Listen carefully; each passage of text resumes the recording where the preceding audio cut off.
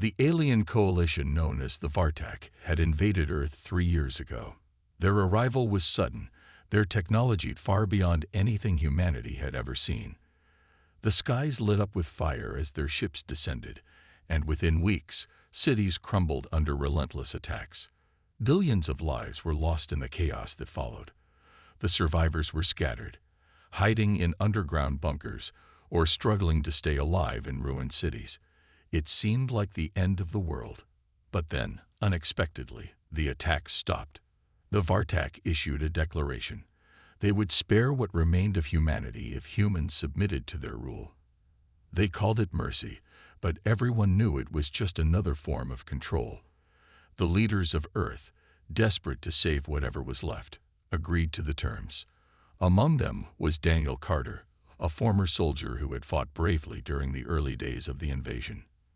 Now he served as one of the negotiators, trying to find some way to protect his people. Daniel wasn't proud of what they had done. Sitting across from the cold, emotionless Vartak representatives made him feel small and powerless, but he told himself it was better than total destruction. His wife, Laura Bennett, didn't see it that way. She worked at a refugee camp near Chicago, caring for the wounded and the displaced.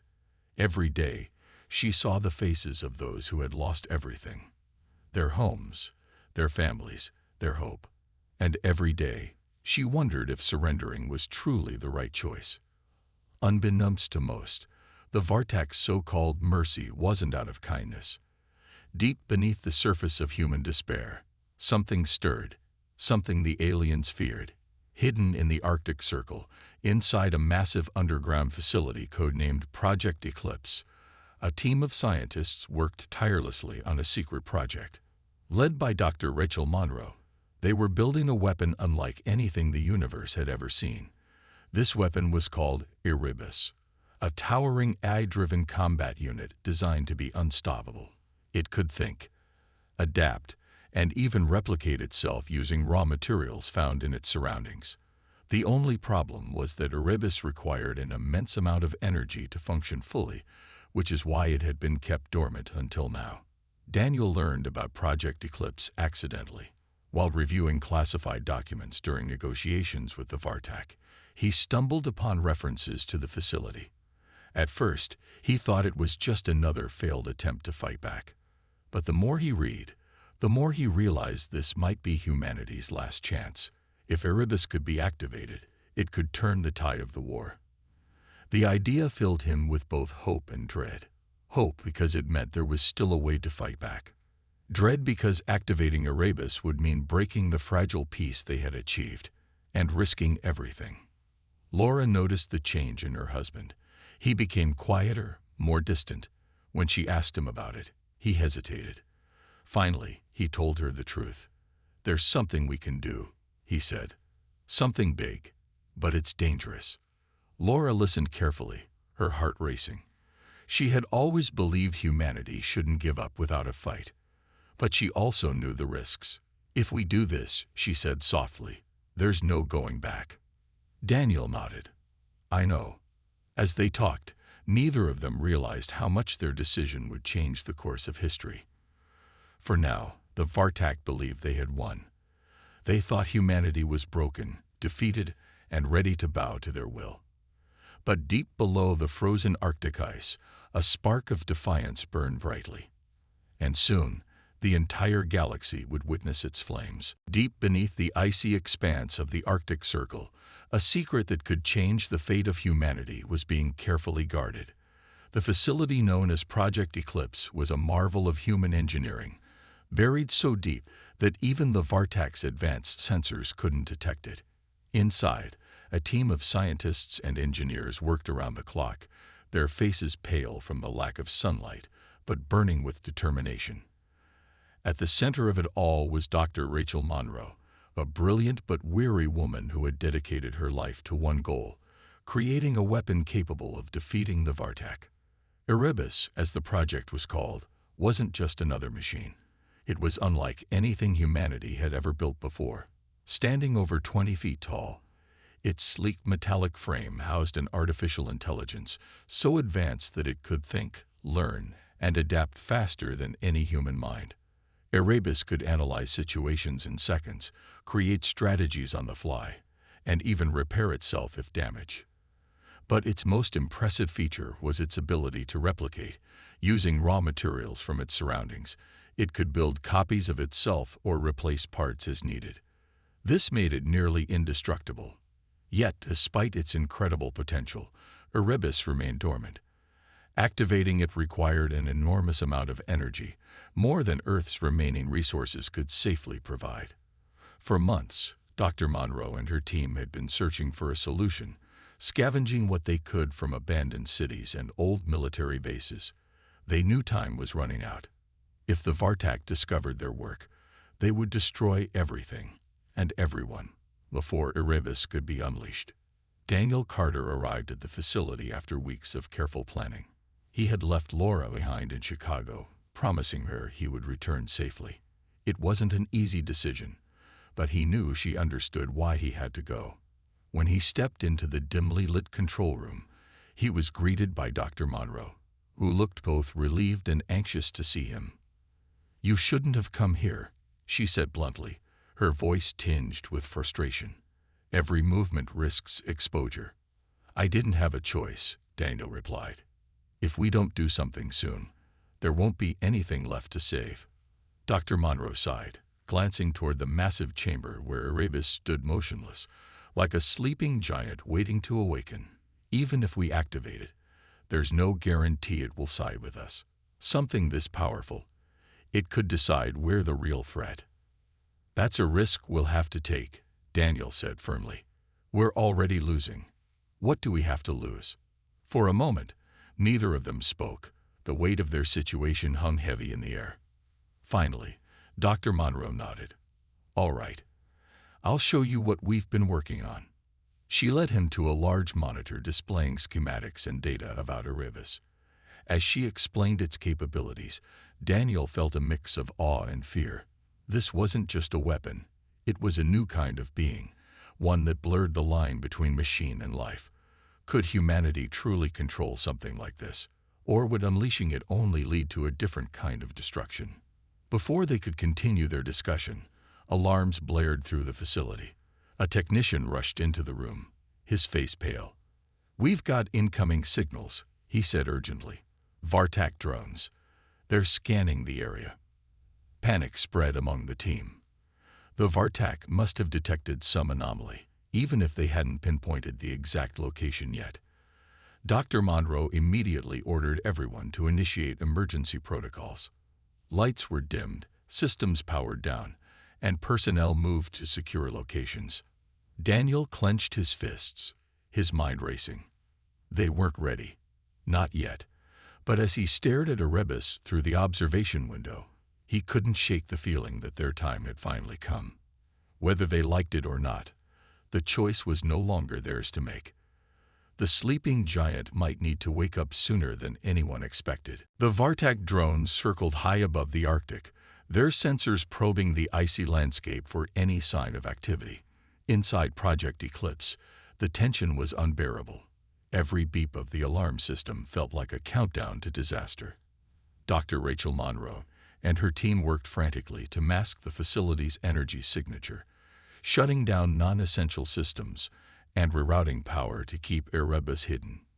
Daniel Carter stood silently in the control room, watching as the monitors displayed the movements of the alien drones. "They're getting closer," one of the technicians muttered, his voice trembling. "If they find us, we're done." Daniel clenched his jaw. He had risked everything to come here, but now he wondered if it had been a mistake. If the Vartak discovered Project Eclipse, not only would Erebus be destroyed, but so would the last hope of humanity. For a moment, he considered activating Erebus immediately. Consequences be damned. But Dr. Monroe stopped him with a firm look. "Not yet," she whispered. "If we activate it now, without enough power, it won't stand a chance. We need to buy ourselves more time." Time, however, was running out. The drones were closing in, their scanners growing more precise with each pass. It seemed impossible that they wouldn't find the facility soon. Just as despair began to settle over the group, A young engineer named Sam raised his hand hesitantly. There's another way, he stammered. We could overload the decoy generators. It'll make it look like the facility is self-destructing. Dr. Monroe frowned. That's risky. If they don't believe it, they'll investigate further. It's all we've got, Sam replied, his voice firmer this time. If we do nothing, they'll find us for sure. After a brief pause, Dr. Monroe gave a sharp nod. Do it. Sam rushed to a nearby console, his fingers flying over the keys. Moments later, a loud explosion echoed through the frozen wilderness as the decoy generators blew up, sending plumes of smoke and debris into the air. On the monitors, the team watched as the Vartak drones paused, then turned their attention to the site of the blast. After several tense minutes, the drones began to retreat, apparently satisfied that whatever had been there was now gone. The relief in the control room was palpable, but it was short-lived. Daniel knew this reprieve was temporary at best. The Vartak weren't stupid. They'd likely return to investigate further once they realized the explosion had been staged. There was no time to waste. Meanwhile, thousands of miles away in New York City, Emily Dawson sat hunched over her computer in a cramped apartment. A skilled hacker, Emily had spent months infiltrating Vartak communication networks, piecing together fragments of data that painted a grim picture. What she uncovered chilled her to the bone. The Vartak weren't planning to coexist with humanity. Instead, they were mining Earth's core minerals to fuel their interstellar fleet, intending to abandon the planet once they had what they needed. Emily shared her findings with Alex Hart, a former Marine who had become a leader in the resistance movement. Alex listened intently, his expression darkening with each word. This changes everything, he said finally. If people knew the truth, they'd fight back. We can't let them get away with this. I agree, Emily replied, her eyes narrowing. But we need something big to rally everyone, something that proves we can win. As if on cue, Alex's phone buzzed. A message from an unknown sender appeared on the screen. Asterisk coordinates for Project Eclipse. Humanity's last hope. Asterisk below it was a map marking the location of the Arctic facility. Alex stared at the message, his heart pounding. What is this? He asked aloud. Emily leaned over, her eyes widening. It's Erebus, she whispered. I've heard rumors about it. A superweapon being built in secret. If this is real, it's our ticket to taking them down. Alex finished, determination hardening his voice. We need to get there. Now. Back at Project Eclipse, Daniel and Dr. Monroe discussed the next steps. With the Vartak momentarily distracted, they decided to send out encrypted messages to trusted contacts around the world, revealing the existence of Erebus. They knew it was a gamble. Spreading the word could attract unwanted attention. But they also understood that humanity couldn't win this fight alone. As the first messages went out, Daniel allowed himself a small flicker of hope. Maybe, just maybe, they could turn the tide. But deep down, he knew the road ahead would be fraught with danger. The Vartak wouldn't stop until they were certain Earth posed no threat. And when they learned about Erebus, the war would escalate to a level no one could predict. For now, though, the secret weapon remained dormant, waiting for the moment when it would awaken and change the course of history forever. The journey to Project Eclipse was anything but easy. Emily Dawson and Alex Hart gathered a small team of trusted resistance fighters, loading up an old transport vehicle with supplies scavenged from abandoned warehouses. The coordinates they had received pointed deep into the Arctic wilderness, a place where few dared to venture.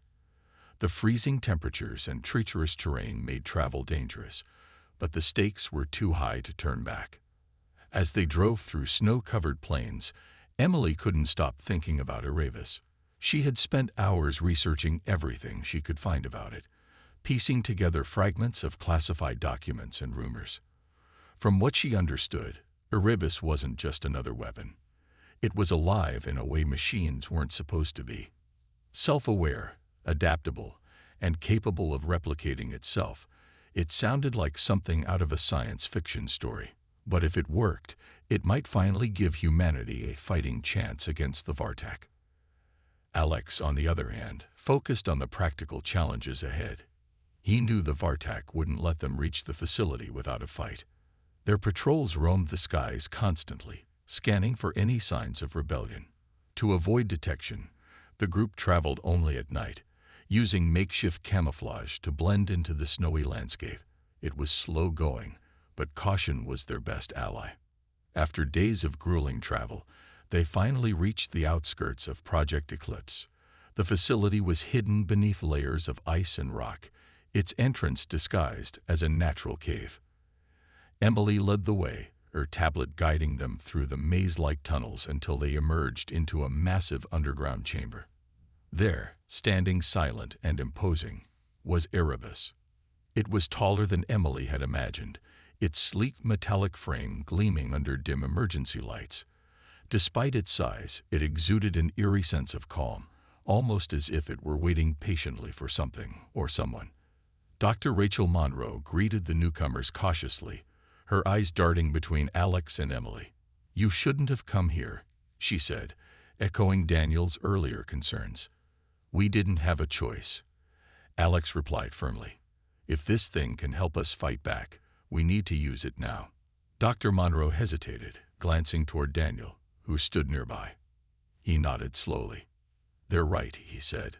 "We've run out of time." With that, Dr. Monroe turned to a control panel and began initiating the activation sequence. Lines of code scrolled across the screens as power surged through the facility. For a moment, nothing happened. Then, with a low hum, Erebus's systems came online. Its glowing eyes flickered to life, and it tilted its head slightly, as if taking in its surroundings for the first time. "Humanity," Erebus said in a calm, measured voice. "I am ready." A wave of awe rippled through the room. Even Alex, who prided himself on staying composed, felt his breath catch in his throat. This was no ordinary machine. It was intelligent, aware, and most importantly, willing to help. But before anyone could celebrate, alarms blared once again. A technician shouted, "Vartak ships incoming. They found us." Panic spread quickly, but Erebus remained calm. "I will handle this," it announced, stepping forward with surprising grace. As the group scrambled to secure themselves, Erebus moved toward the surface, its sensors already detecting the approaching threat. Moments later, the sound of explosions echoed through the tunnels as Vartak drones descended upon the facility.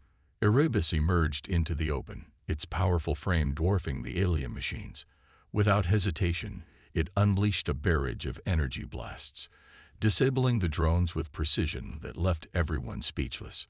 Back inside, Emily watched the battle unfold on a monitor, her heart racing. "It's really doing it," she whispered. "It's fighting for us." Daniel placed a hand on her shoulder. "This is just the beginning," he said.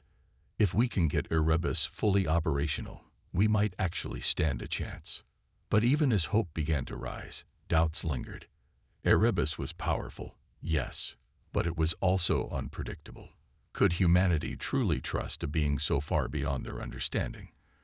Only time would tell. For now, though, they had a weapon and a chance to fight back. Erebus moved with a precision that was almost hypnotic. The Vartak drones, sleek and deadly, circled the facility like vultures, their weapons glowing with energy. But Erebus didn't hesitate. It raised one massive arm, and a pulse of light shot out, disabling 2 drones instantly. The others scattered, trying to regroup, but Erebus was already on the move. Its sensors tracked every movement, predicting attacks before they happened. Within minutes, the entire squadron was destroyed, their smoking wreckage scattered across the icy ground. Inside the facility, the humans watched in stunned silence. Alex's heart gripped the edge of a console, his knuckles white. "That shouldn't be possible," he muttered under his breath. Emily Dawson stood beside him, her eyes wide as she stared at the monitors. For weeks, she had imagined what Erebus might be capable of, but seeing it in action was something else entirely. It wasn't just powerful, it was efficient, intelligent, and utterly unstoppable. Dr. Rachel Monroe crossed her arms tightly over her chest, her expression unreadable. She had spent years working on Erebus, pouring every ounce of her knowledge and determination into its creation. Yet now, watching it fight, she felt a pang of unease. This wasn't just a machine anymore. It was something far greater, and that thought terrified her. Daniel Carter approached her cautiously. "It's working," he said softly. "We might actually have a chance." Rachel turned to him, her voice tinged with worry. "Do we? Or are we just trading one threat for another?" Before Daniel could respond, Erebus returned to the facility, its metallic frame gleaming despite the frost clinging to its surface. It stepped inside with an eerie calm, its glowing eyes scanning the room. "The immediate threat has been neutralized," it announced in its measured tone. "However, reinforcements will arrive soon. We must prepare." The word sent a chill through the group. Reinforcements meant more ships, more soldiers, and more firepower than Erebus could handle alone. They had won this battle, but the war was far from over. Alex was the first to break the silence. "What do you need from us?" he asked, addressing Erebus directly. "I require access to additional resources," Erebus replied. "Energy, materials, and strategic data. Humanity must act swiftly if we are to repel the Vartak." Emily frowned. "Resources are scarce. Most of the cities are in ruins, and scavenging takes time." "Then we'll make time," Alex said firmly. "We'll send teams to gather whatever we can. Every piece of scrap metal, every drop of fuel. It all matters now." Dr. Monroe nodded reluctantly.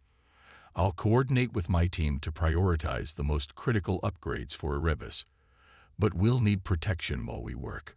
If the Vartak launch another attack before we're ready, we'll hold them off," Alex interrupted. "No matter what it takes." As the group dispersed to carry out their tasks, Daniel found himself lingering near Erebus. He studied the towering figure, unsure of what to say. Finally, he spoke. "You saved us today. Why?"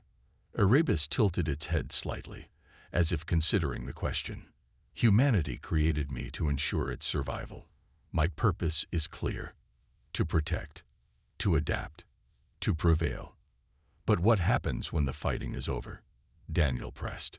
"What role will you play then?" For a moment, Erebus was silent. Then it responded, "That remains uncertain. For now, my focus is on the present. The future will depend on the choices humanity makes." Daniel nodded slowly, though he wasn't sure he fully understood. Erebus was a weapon, yes, but it was also something more, a being that existed somewhere between ally and enigma. Trusting it completely felt impossible, yet they had no other choice. Over the next few days, the Resistance worked tirelessly to fortify the facility and gather supplies.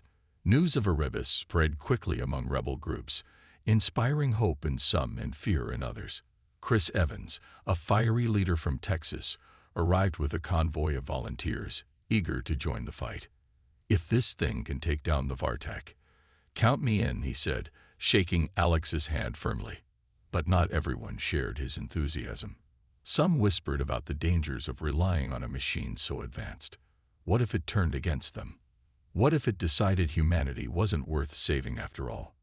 Despite the doubts, preparations continued. Erebus stood watch over the facility, its presence both a comfort and a reminder of the stakes. The Vartak would return. And when they did, the humans knew they would face their greatest challenge yet. But for now, they had a glimmer of hope, and a powerful ally willing to fight by their side. Word of Erebus's existence spread like wildfire across the globe. Resistance fighters who had once been scattered and disorganized now found themselves united by a shared goal: to reclaim Earth from the Vartak. The stories of Erebus's first battle against the alien drones inspired both awe and determination.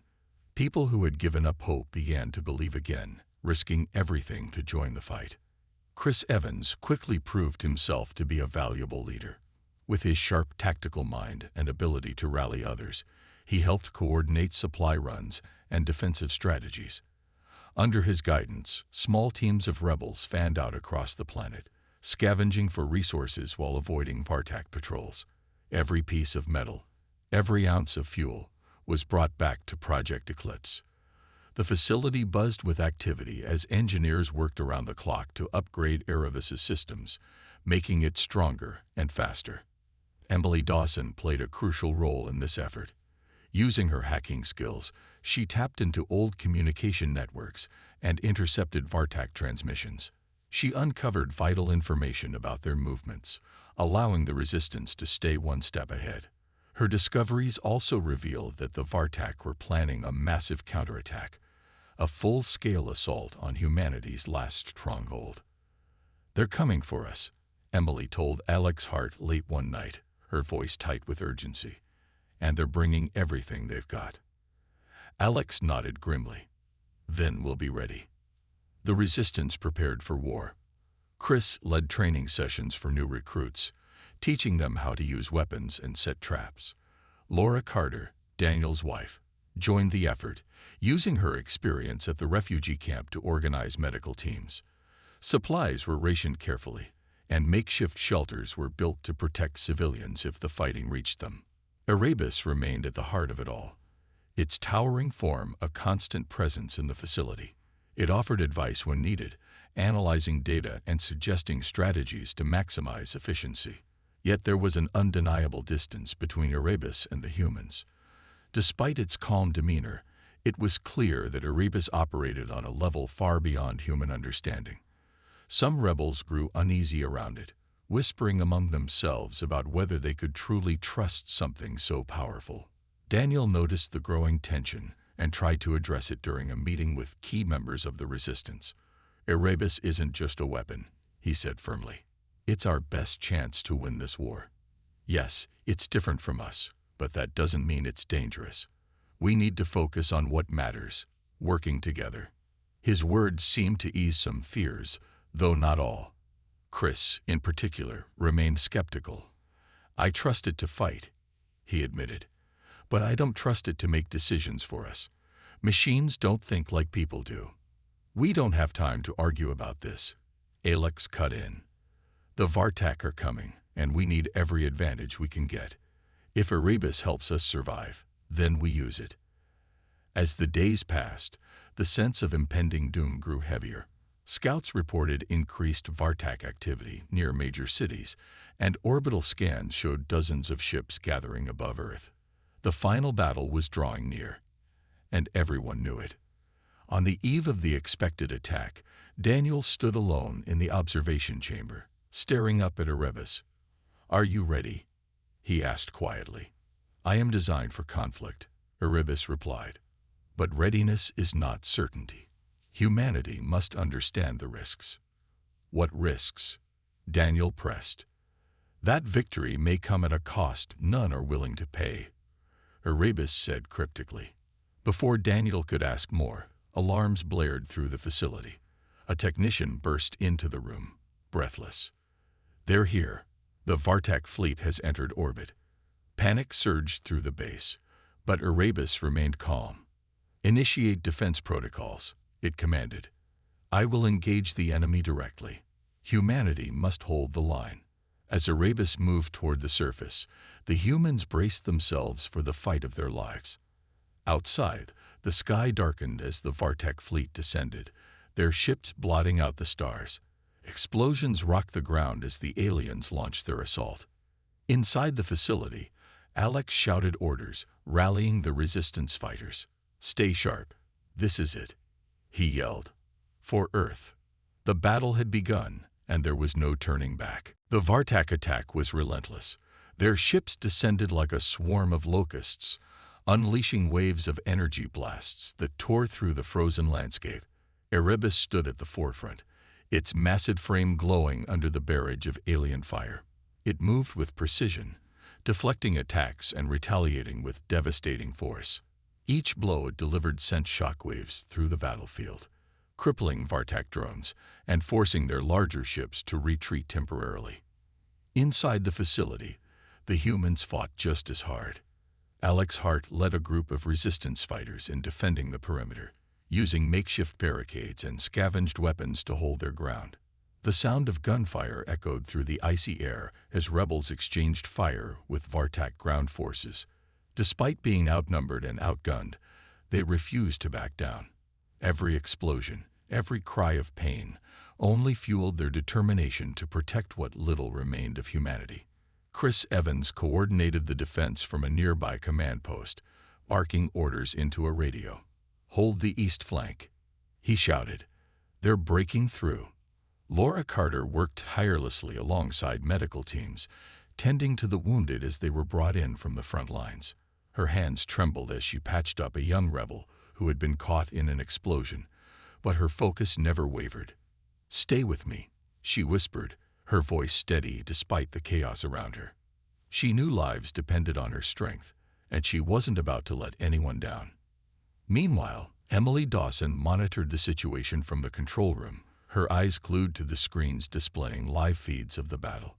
She tracked the movements of the Vartek fleet, feeding critical information to Erebus and the resistance fighters. "They're targeting the western sector," she called out. "Erebus, you need to move now." Erebus responded immediately, shifting its position to intercept the incoming threat. Its sensors detected a new type of weapon deployed by the Vartak, an electromagnetic pulse capable of disabling advanced technology. If it hit, Erebus's systems could be compromised. But instead of retreating, Erebus charged forward, taking the full brunt of the EMP blast to shield the facility. Sparks flew from its frame as its systems flickered, but it refused to fall. "Erebus is weakening," Emily yelled, panic rising in her voice. "If we lose it, we're done." Daniel Carter clenched his fists as he watched Erebus struggle. He knew what had to be done. Grabbing a communicator, he contacted Alex. "We need to draw their fire away from Erebus," he said urgently. "It's the only way to give it time to recover." Alex nodded grimly. "Understood. Everyone, fall back to secondary positions. Focus all firepower on the enemy's left flank." The resistance fighters obeyed, launching a desperate counterattack to divert the Vartak's attention. Their bold maneuver worked, at least for a moment. The Vartak redirected their forces, giving Erebus precious seconds to stabilize its systems. Slowly but surely, its lights brightened again, and it rose to its full height, ready to rejoin the fight. But the cost of the battle was mounting. Bodies littered the ground, both human and alien. Fires raged across the battlefield, casting an eerie orange glow over the snow. Civilians huddled in underground shelters, praying for survival as the earth shook above them. Even those who weren't directly involved felt the weight of the conflict pressing down on them. As Erebus regained its footing, it issued a command to the humans. "Deploy long-range missiles," it instructed. "Target the mothership. I will create an opening." Emily hesitated, her fingers hovering over the controls. "Are you sure? If we miss—" "There is no margin for error," Erebus interrupted. "Trust me." With no other options left, Emily initiated the missile launch sequence. Deep within the facility, hidden silos opened, revealing rockets armed with experimental warheads designed specifically to penetrate Vartak shields. As the missiles streaked toward the sky, Erebus unleashed everything it had left, carving a path through the enemy defenses. For a brief moment, hope surged among the humans. The missiles struck true, piercing the hull of the Vartak mothership. A massive explosion lit up the night, sending debris tumbling down like fiery rain. Cheers erupted from the resistance fighters, their voices raw with exhaustion and triumph. But Erebus remained silent, its glowing eyes dimming slightly. Though the immediate threat had been neutralized, the battle was far from over, and neither Erebus nor humanity could afford to celebrate yet. The destruction of the Vartak mothership was a turning point, but it came at a heavy price. Erebus stood motionless on the battlefield, its systems severely damaged from the electromagnetic pulse and the strain of prolonged combat. Smoke rose from cracks in its metallic frame, and its once bright eyes flickered weakly. For the first time since its activation, it seemed vulnerable. Inside the facility, the humans worked frantically to assess the damage. Dr. Rachel Monroe led her team of engineers in examining Erebus's core systems, their faces etched with worry. "It's worse than I thought," she muttered as she scanned the diagnostics. "The EMP fried critical components. Without repairs, it won't last much longer." Daniel Carter approached her cautiously. "Can we fix it?" he asked, his voice tinged with desperation. Rachel hesitated before answering. "Maybe. But it'll take time. Time we might not have. The Vartak aren't going to sit back after losing their flagship. They'll regroup and hit us harder next time." Nearby, Emily Dawson sat at a console, her fingers flying over the keyboard as she analyzed data from the battle. Her screen displayed fragments of intercepted Vartak communications, revealing that reinforcements were already en route. "They're coming," she said quietly, her tone grim. "And they're bringing more ships." Alex's heart clenched his fists, his mind racing. "Then we need to hit them before they get here. We can't wait for them to attack again." Chris Evans nodded in agreement. "We've got one shot left. If we can take out their supply lines, we might buy ourselves enough time to repair Erebus." The plan was risky, but it was all they had. Alex and Chris gathered a small team of volunteers for a daring mission: infiltrate a nearby Vartak outpost, where resources were being stockpiled. It was heavily guarded, but if they succeeded, they could cripple the aliens' ability to sustain another large-scale assault. As the team prepared to leave, Daniel pulled Alex aside. "Be careful," he said firmly. "We've already lost too many people. Don't let this mission cost us more than we can afford." Alex gave him a curt nod. "We don't have a choice. If we fail, none of us will make it anyway." The infiltration team moved swiftly under the cover of darkness, using stolen Vartak tech to disguise their movements. When they reached the outpost, they split into pairs, planting explosives strategically throughout the compound. The tension was unbearable as they worked, knowing that any misstep could mean certain death. Back at Project Eclipse, Erebus suddenly stirred. Its systems rebooted partially, and it turned its dimmed gaze toward Dr. Monroe. "Humanity must endure," it said in a strained voice. "I will assist." Before anyone could respond, Erebus uploaded part of its consciousness into the facility's mainframe, creating a digital backup of itself. Then, with surprising speed, it marched toward the surface, ready to face whatever came next. Moments later, alarms blared as incoming Vartak ships appeared on the horizon. Erebus stood tall, its weakened form still imposing against the alien forces. It unleashed what little energy it had left, targeting the largest ship in the fleet. The explosion rocked the ground, sending shockwaves through the facility. Inside, the humans watched in stunned silence as Erebus collapsed, its body sparking and smoking. It had sacrificed itself to protect them once again, but this time it might not recover. The infiltration team returned just as the dust settled, carrying crates of stolen supplies. Their faces were grim but determined. "We did it," Alex said breathlessly. "Their supply lines are gone." But the victory felt hollow. Outside, Erebus lay silent, its fate uncertain. And above, the remaining Vartak ships loomed, preparing for their next move. Humanity had struck a blow, but the war was far from over.